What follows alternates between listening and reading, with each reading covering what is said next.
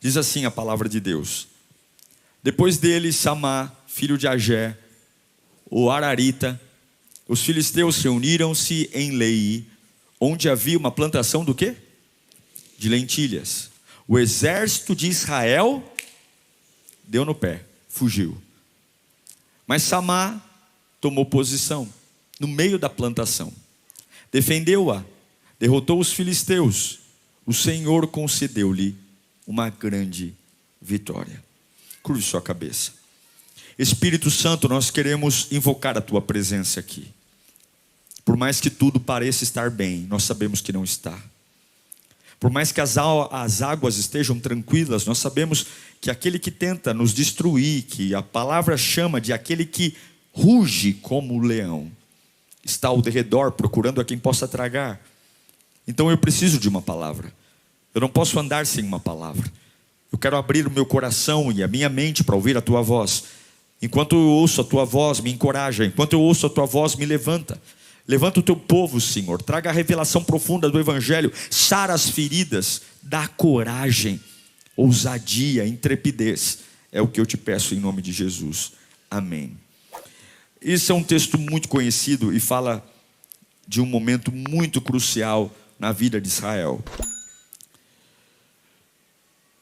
Esse texto do 2 Samuel 23 fala de homens nos dias de Davi que resolveram reservar um pedaço de terra para plantar lentilhas. Uma atividade comum naquela época, não há nada de muito especial, mas era a primeira vez que eles estavam fazendo isso. A primeira vez que eles iniciaram um processo agrícola. Escolheram um pedaço de terra, definiram, dentre tantas coisas que poderiam plantar, que seria lentilha, e eles estavam trabalhando em algo. Para muitos, um campo de lentilha pode ser algo bem simples, mas quando você decide reservar um pedaço de terra e plantar, e você escolhe o que vai fazer, aquilo tem uma importância para quem está fazendo. Aquilo tem um significado para quem está fazendo. E uma das coisas que eu aprendi na minha vida é que tem coisas que não têm importância nenhuma para algumas pessoas. Coisas que até a gente faz. Mas eu tenho que saber a importância do que estou fazendo. Você não pode, por exemplo, achar que os outros deem valor aos seus objetivos. Você tem que ser treinado para entender que o valor das coisas que você tem é você que dá. Quando nós não sabemos dar valor para as coisas que temos, a gente precisa que os outros afirmem que aquilo que a gente está fazendo tem valor. E aí entra uma das coisas mais perigosas que tem, é o que você acha. Estou indo à igreja, o que você acha? Olha, estou me interessando mais pela casa de Deus, o que você acha? É como se eu não soubesse o valor que aquilo tem. E eu quero que alguém diga o valor que aquilo tem. Mas isso é um erro. Porque ninguém vai saber de verdade a importância daquilo que você precisa produzir para a sua vida. Se você não souber a importância que tem estar num culto como esse, entregar sua vida a Cristo, entregar sua família ao Senhor, consagrar-se, ninguém vai dizer. Tem coisas na sua vida que não valem absolutamente nada para pessoas que trabalham com você, que estão ao lado, até que dormem no quarto ao lado. Nós temos que entender o valor das coisas e não negociar. Temos uma personalidade tão firmada em Deus, tão convicta, que ninguém vai mudar o valor das coisas que eu tenho. Mas a gente vive uma sociedade carente, insegura, extremamente vulnerável, que precisa de autoafirmação. Escute o que Deus está falando para você. Essa é a voz de Deus para essa semana. Você precisa voltar a dar valor para as coisas que eu coloquei na sua mão, sem perguntar para ninguém. Você precisa voltar a ter maturidade. Você precisa voltar a ter coragem de parar de viver debaixo da insegurança, para viver debaixo da promessa. Há uma promessa sobre a tua vida, que só vai ser visível para os outros, quando a promessa se manifestar, mas você sabe que está lá. Está lá. Está lá. Lá na frente. Quando tudo acontecer, é fácil. bater no teu ombro e falar assim: eu sabia que ia dar certo. Sim ou não? Lá na frente, quando você sair da escuridão e Deus te honrar, qualquer um vai dizer: eu sempre acreditei em você, eu sempre soube que você era diferente. Mas isso aí, você não vai ser deselegante. Você vai ouvir essa pessoa falar isso e você vai pensar: sabia nada, bobinho, sabia nada, você nunca soube. Agora eu sei quem estava comigo quando nada era visível, e quem me trouxe até o dia de hoje. Você precisa voltar a recuperar o valor das coisas, o valor da fé, o valor da santidade, o valor do amor de Deus, o valor do seu trabalho, o valor do seu salário, o valor do seu diploma que você tem lá, que tem um monte de gente no seu ouvido dizendo: bobagem você ter estudado, perder seu tempo, muda de profissão. Você tem que voltar a ter valor, dar valor nas coisas. Não é ser exibido, não estou falando sobre isso, mas é entender que você não é uma porcaria. Se você decidiu plantar lentilha, é porque um sonho nasceu em você. Se você escolheu um campo, não é porque você é um orelha seca, não, é porque você sabe que ali tem algo diferente. Você não pode viver a vida como um perdido, uma vida baseada na democracia dos outros, aonde as pessoas votam o que você faz, com quem você casa, como é que você trabalha, se você acorda bem ou não. Você não vive democracia. Democracia é no Brasil, você vive monarquia. Você está debaixo do reinado de um rei chamado Jesus Cristo. Então não é a voz do povo, é a voz do rei. Grita comigo: não é a voz do povo, é a voz do rei. A minha casa não é a voz do povo, a minha casa é a voz do rei. O meu ministério não é a voz do povo. Eu não quero que me amem, eu quero ouvir a voz do rei. O meu emprego, o meu sustento não é a voz do povo. O povo uma hora vai dizer que eu estou certo, o povo outra hora vai dizer que eu estou errado. O povo um domingo diz para Jesus: Hosana, Hosana, Hosana, e no outro domingo diz, na outra sexta-feira diz: crucifica, crucifica, crucifica. As pessoas vão e vêm, mas eu não vivo a democracia, eu vivo a monarquia. Eu sirvo o Rei dos Reis, Senhor dos senhores. E Deus manda te dizer: olhe para mim hoje, olhe para mim, não olhe para a direita, não olhe para a esquerda, olhe para mim. Lembra do teu valor, lembra do teu começo, lembra do que coloquei nas tuas mãos, lembra do teu chamado, lembra dos teus sonhos, lembra do campo de lentilha. Alguns estão dizendo: é uma porcaria, não vale nada, vai quebrar a cara. Mas Deus está dizendo: não responda aos tolos, porque responder aos tolos é distração. Não responda aos tolos. Responder ao tolo é gastar energia com coisas que não valem a pena. Vença em silêncio, fecha os teus olhos, fecha a sua boca, pega pá, pega a semente e vai plantar, porque aquele que começou a boa obra com você, ele não vai te abandonar ao longo da jornada. Aprenda a ter maturidade para dar importância para coisas que ninguém vai dar importância. Por isso que para você não pode ser um problema andar sozinho. Por isso que para você não pode ser um problema ver as pessoas simplesmente uma a uma deixando você. Você tem que ser tão maduro para entender que se eles vão embora é porque simplesmente eles não conseguem enxergar o que Deus já te mostrou. Mas você sabe, assim como para os filhos de Israel, aquele campo de lentilha era significativo.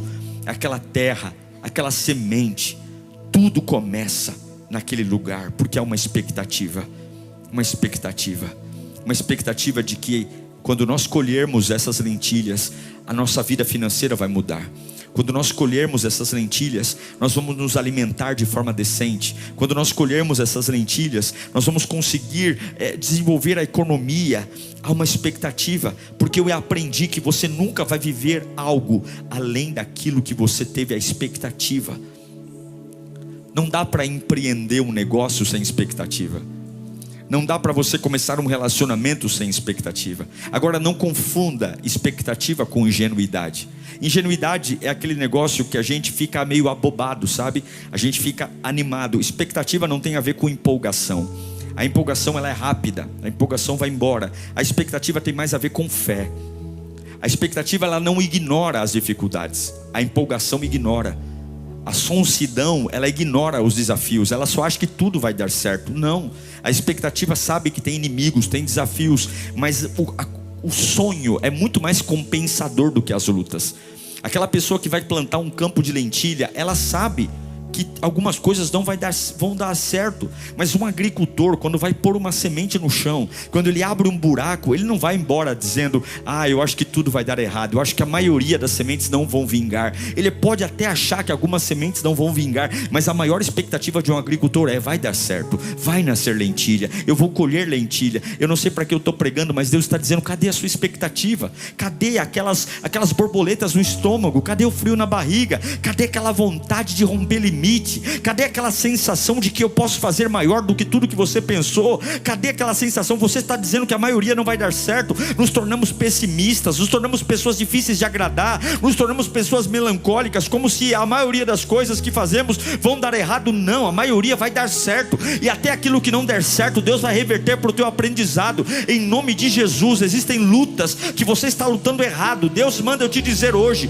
existem sonhos que você está sonhando errado, mas Deus te trouxe aqui nesta tarde para alinhar o seu coração e alinhar a sua mente. Repita comigo: projetos. Mais alto: projetos. Ninguém acorda um dia e diz: eu vou plantar lentilha, eu já escolhi a terra, eu já escolhi a semente, eu já escolhi o maquinário, eu já escolhi o adubo. Há um projeto naquilo, há um sonho naquilo. E eu quero dizer, quando você entender que Deus está com você, você não vai ter dificuldade de acordar numa segunda-feira e, mesmo em minoria, fazer o que tem que ser feito, crendo que a colheita virá. Deus manda dizer a você: é hora de parar de conversa fiada e voltar a plantar aquilo que te chamei para fazer. Não há estação perfeita, há movimentos que tem que ser feitos. Não tem tempo perfeito, não tem apoio perfeito. Você nunca vai ter um recurso total, você nunca vai ter todos os apoios, você nunca vai ter sorrisinho. Os teus amigos nem sempre vão estar perto de você, mas eu, o teu Deus, te trouxe aqui para dizer: eu estou esperando você levantar e plantar. Se você quer essa empresa que tem me pedido, comece a andar como empresário. Eu tenho colocado poucas sementes nas tuas mãos, e você tem guardado essas sementes porque tem medo. Quem anda na presença de Deus não teme o mal. Quem anda na presença de Deus tem ousadia. Deus nunca vai chamar um frouxo. Deus nunca vai chamar um frouxo. Deus chama pessoas que não tem medo de quebrar. Não tem medo, porque eu prefiro quebrar na presença de Deus do que estar inteiro na covardia. Eu prefiro rachar diante do altar de Deus do que me manter limpinho entre covardes. Você não foi chamado para esperar o agir de Deus, você foi chamado para andar e gerar o agir de Deus. Deus não vai dizer e vai te dar sinal que está com você. Sabe qual é o maior sinal que Deus está com você? A palavra. E essa palavra é um start na sua vida. Eu não sei que resposta você veio buscar, mas a resposta é essa: vá. Vá. A resposta que você veio buscar é essa: vá. Vá. Eu não vou dar sinais que estou com você. O sinal é esse: eu estou falando contigo. Vá. Vá. Vá. Não fale para muita gente, porque muita gente não vai entender. Vá. E eles estão plantando. Os hebreus estão plantando. A expectativa é: quando chegar a colheita, as coisas lá em casa vão mudar. Quando chegar a colheita, as coisas vão melhorar. E é assim que tem que ser. É assim que tem que ser. Só que a história diz que quando eles chegaram no tempo da colheita, os filisteus, que eram inimigos de Israel, começaram a acompanhar o processo. Acho que talvez foi por isso que Deus mandou eu pregar essa mensagem hoje. Eu nunca tinha parado para pensar nisso. Pensei ontem à tarde. Os filisteus descobriram que os filhos de Israel tinham separado um pedaço de terra, que eles estavam com sementes de lentilha, que eles estavam plantando. Eles tomaram uma decisão. E qual foi a decisão dos filisteus? Já que os filhos de Israel estão plantando lentilhas, vamos fazer o seguinte: vamos esperá-los. Vamos esperá-los. Vamos acompanhar todo o processo. Vamos deixá-los escolher a terra. Vamos deixá-los abrir os buracos, colocar as sementes, irrigarem as sementes. Vamos esperar. Os filisteus aqui representam o inferno, os demônios, os nossos inimigos. Os filisteus, eles têm muita paciência de esperar o ataque na hora certa. Eles acompanham, eles estão olhando ao lado, eles estão observando os avanços, eles estão vendo que há uma alegria sendo gerada a cada progresso das lentilhas. Eles estão muito atenciosos, eles odeiam os hebreus, eles querem matar os hebreus, mas eles não têm pressa. Algumas vezes a Bíblia diz, e a Bíblia fala mesmo, que os filhos das trevas são mais prudentes do que os filhos da luz. Talvez seja por isso, porque o diabo não tem pressa de nos destruir, porque muito mais do que nos destruir, ele quer nos envergonhar. Algumas vezes a gente vê crentes precipitados que não conseguem esperar uma semana, um dia, já entram em chilique, já ficam ameaçando desviar, porque se Deus não fizer essa semana, e aí eu estou dizendo que os filisteus ficam acompanhando pacientemente o processo de colheita, para entrar na hora certa. Não é possível que um filho do cão tenha mais paciência do que um filho de Deus. Não é possível que um filho do cão tenha mais prudência, sabedoria do que alguém que foi lavado e remido no sangue de Jesus. Eu estou dizendo para você que o inimigo das nossas almas, ele tem paciência. Ele tem paciência para jogar, ele tem paciência para esperar, ele algumas vezes dá corda. É por isso que aquele que está em pé, cuide-se para que não caia. Não é porque aparentemente as coisas pacificaram que te dá o direito de relaxar. Não é porque aparentemente parece que aqueles que queriam te matar nem estão lembrando de você, que parece que você agora pode voltar a se dedicar ao descanso. Você não sabe o quanto está sendo observado.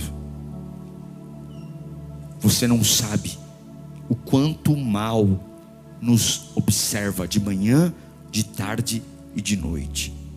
Aí a Bíblia diz que quando chega o dia da colheita, olha aqui, quem está comigo? Fala eu. Os filisteus deixaram para guerrear com Israel nos campos de batalha no dia da colheita. Eles escolheram o processo final para entrar, para saquear. O que você quer dizer para mim, pastor? Eu quero dizer que para o judeu a colheita é muito importante. Até hoje em Israel existem meses de celebração da colheita. Existem festas judaicas de colheita. O judeu celebra a colheita, porque a colheita mostra a fidelidade de Deus. A colheita mostra um processo. Israel é um milagre, Israel é um deserto. Um deserto que mana leite de cabra e mel da tâmara. Israel é um milagre, e a colheita é um milagre. Mas eu quero dizer, não sei para quem eu estou pregando aqui, mas Deus está te alertando. Os filisteus escolheram o tempo da colheita.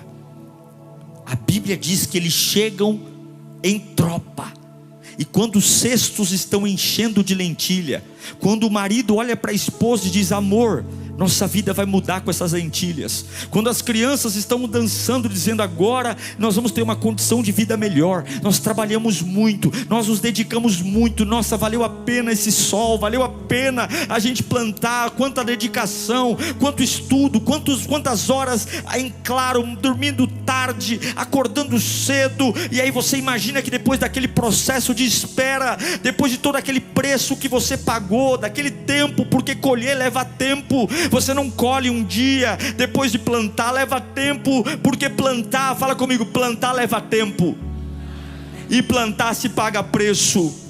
Esperar custa, esperar uma cura custa, esperar uma libertação custa. Mas o que eu quero que você entenda é que no meio dessa espera, o inimigo ficou caladinho, de zoiudo na vida dos hebreus, olhando para o campo, dizendo: vamos esperar. Não, os demônios vamos atacar. Não vai atacar agora não, vamos esperar o momento certo. O momento, porque não só vamos roubar, como vamos matar o ânimo, vamos matar a esperança, vamos matar o sonho, vamos tirar tudo deles. Porque se nós tirarmos a chance deles no meio do processo, a tristeza é de um tamanho. Mas tirar o cesto da mão da esposa, tirar o cesto cheio da mão do marido, não é só a colheita que a gente vai levar. A gente vai levar a alegria, a gente vai levar o júbilo, a gente vai levar a paz, a gente vai fazer separações, a gente vai ter famílias enlouquecidas. Então vamos esperar. O diabo não tem pressa para te destruir, e você não deve ter pressa para desistir de nada. Você não deve ter pressa para desviar. Você tem que aprender aprender a esperar,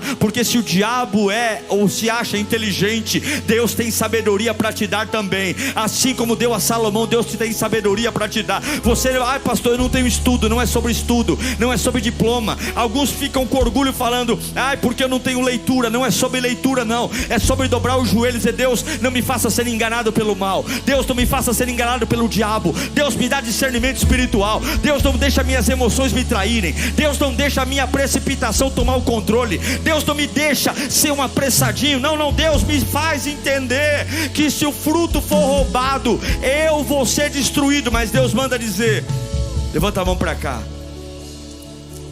eu tenho algo contigo, diz o Senhor.